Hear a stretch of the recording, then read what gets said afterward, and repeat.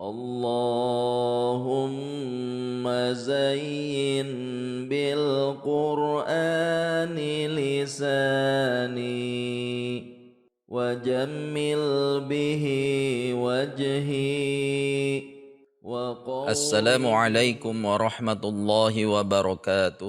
Bismillahirrahmanirrahim. Berjumpa kembali dengan program Tahsinul Quran Pemula 30 juz insyaallah, dan ini adalah episode ketiga. Melanjutkan episode sebelumnya yaitu Quran Suratul Fatihah ayat ketiga. Baiklah, kita lanjutkan ayat yang ketiga yaitu Ar-Rahmanir Rahim. Mari kita perhatikan pada awal ayat ini. Di sini ada huruf hamzah wasol, di mana hamzah wasol ini akan diberikan harokat fathah ketika kita memulainya dari awal. Namun jika kita menyambungkannya dengan ayat sebelumnya atau mewasolkannya dengan ayat sebelumnya, maka hamzah wasol ini tidak diberikan harokat. Sebagai contoh, kita wasol dari ayat 2 ke ayat ketiga, maka cara membacanya adalah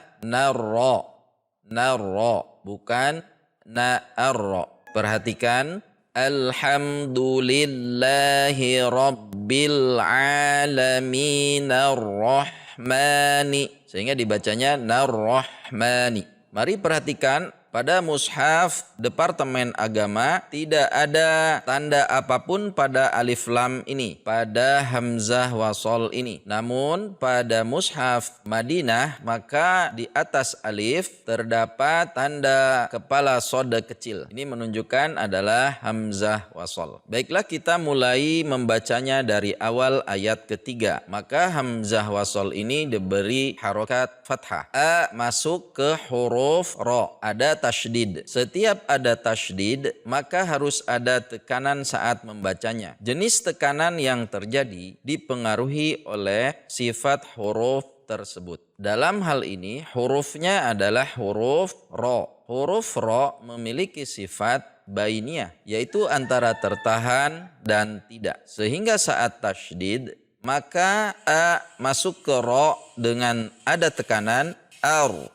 Kemudian karena antara tertahan dan tidak, maka tidak boleh ditahan. Contoh yang ditahan ar, tidak boleh dihentak ar, dihentak langsung berhenti. Tetapi di antara keduanya ar tinggi kemudian menurun ar. Kemudian setelah ar maka dilanjutkan ro fathah ro, ar-ro, ar-ro. Untuk pemula silahkan latihan di sini dahulu sampai betul-betul menjadi refleks. Ar-ro, tidak dibaca ar-ro, tidak dibaca ar-ro, ar-ro, dihentak. Dan huruf ro juga tidak dibaca dengan menghilangkan getar. Ar-ro, ar-ro, ar-ro. Getarnya harus ada meskipun tidak boleh ditahan sehingga getarnya menjadi berlebihan. Lalu bagaimana caranya supaya getarnya tidak berlebihan dan juga tidak hilang? Maka tekan ujung lidah kita atas ujung lidah pada makhraj ro dengan tekanan yang ringan. Ar-ro, ar-ro. Kemudian perhatikan, ro juga harus dibaca tebal karena sifatnya huruf ro akan tebal saat dibaca fathah. Tidak dibaca ar-ro, ar-ro, ro, tetapi ar-ro, ar-ro, ro. Ada tegangan di pangkal lidah. Di pangkal lidah kita harus menegang. Bukan dengan membulatkan bibir, namun dengan menegangkan pangkal lidah. Selanjutnya huruf ro masuk ke ha. Ha sifatnya mengalir dan hurufnya tipis. Ro tegang, ha rileks. Kalau dilambatkan maka roh tipis. Ro tebal, tipis. Tidak masih tebal. Sehingga berbunyi roh, roh. Antara dengan ma tidak ada jeda. Contoh yang jeda rohma, rohma, atau bahkan dipantul rohama, rohama. Hati-hati, harus mengalir ar-rahmani. Ar-Rahmani. Ma dibaca 2 harokat mad tabi'i, tidak boleh lebih. Jika lebih maka itu menjadi lahan. Contoh Ar-Rahmanir Rahim, menjadi lahan karena terlalu panjang. Bagaimana panjangnya 2 harokat? 2 kalinya 1 harokat. Ar-Rahmama. Ar-Rahmama. 2 harokat. Seperti itulah kira-kira panjangnya. Ar-Rahmanir Ra. Selanjutnya huruf nun kasroh masuk ke ro, juga ada tekanan nir. Nir. Ada tekanan, kemudian ro. Nir ro. Tidak boleh dihentak. Nir ro. Tidak boleh ditahan. Nir ro. Namun di antara keduanya nir ro. Nir ro. Silahkan latihan pada titik-titik yang memang dirasa perlu dilatih supaya menjadi refleks. Ar-Rahmanir Rahim.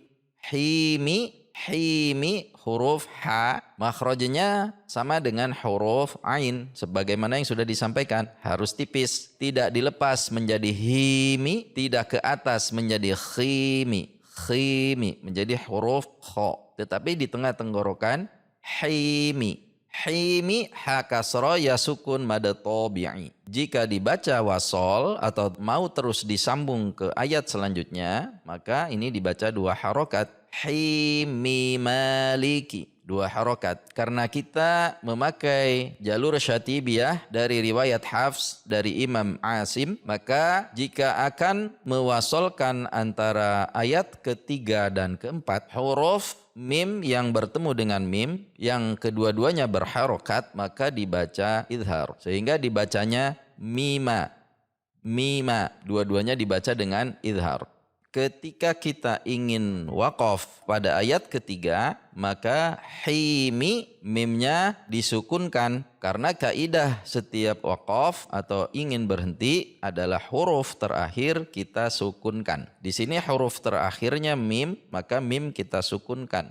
Himi menjadi him. Mad tabi'i di akhir kalimat dan bertemu huruf yang bersukun, maka menjadi mad arid lis sukun. Yang tadinya harus 2 harokat, maka ketika menjadi mad arid lis sukun bisa dibaca 2, 4 atau 6 sesuai bacaan mad arid lis sukun sebelumnya dalam satu bacaan. Mari sekarang kita perhatikan, sama-sama praktekkan.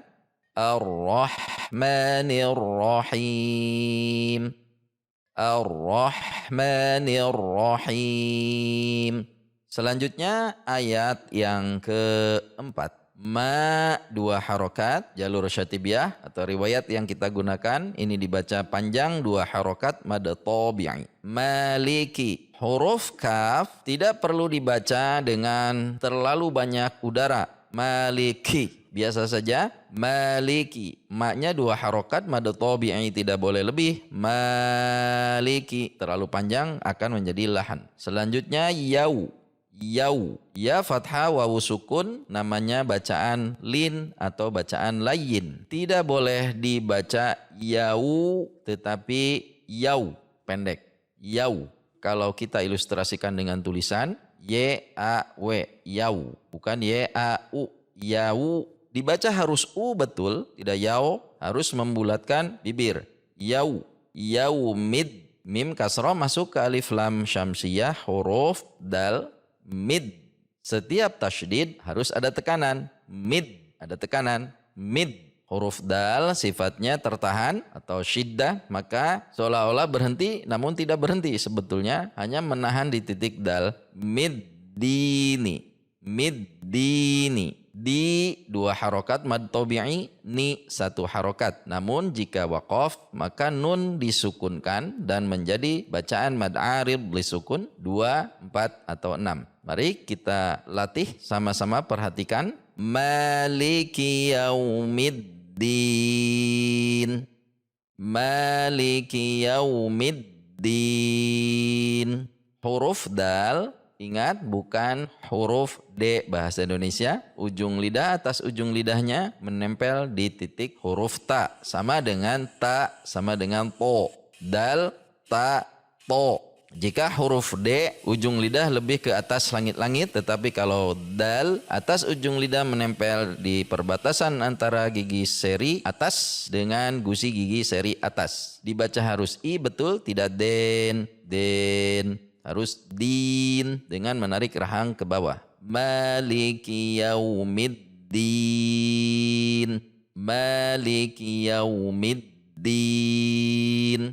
Di sini ada perbedaan. Jika pada mushaf Departemen Agama, maka ma di sini ditulis dengan harokat berdiri, dan jika pada mushaf Madinah di sini ma ditulis dengan harokat biasa namun ada alif kecil di depannya. Kemudian di sini ada tanda hamzah wasol, dan pada mushaf Departemen Agama tidak ada tanda apapun, dan di sini ada waqaf tili, waqful ula, waqaf lebih utama, namun pada mushaf Madinah tidak dibubuhi tanda waqaf apapun di akhir ayat keempat. Baik, mari kita sekarang baca dari ayat 1 sampai ayat 4. Bismillahirrahmanirrahim. Alhamdulillahi rabbil alamin. Ar-Rahmanir-Rahim. Maliki yaumiddin. Jika kita wasol, Bismillahirrahmanirrahim. Alhamdulillahi rabbil alamin. Alhamdulillahi rabbil alamin. Ar-Rahmanir-Rahim. Ar-Rahmanir-Rahim. Maliki yaumiddin. Demikian tahsinul Quran untuk pemula. Sampai berjumpa pada episode berikutnya. Kurang lebihnya mohon maaf. Semoga Allah selalu memberikan taufik dan hidayah, sehat wal afiyah buat kita semua. Wallahu a'lam bissawab. Shadaqallahul azim. Terima kasih sudah menonton channel Hamid Khuluq. Sampai berjumpa. Wassalamualaikum warahmatullahi wabarakatuh.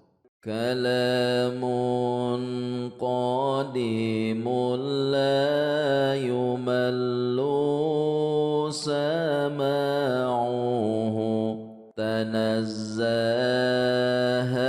an qawlin wa fi'lin wa niyatin, bihi ashtafi min kulli da'in wa nuruhu dalilun li qalbi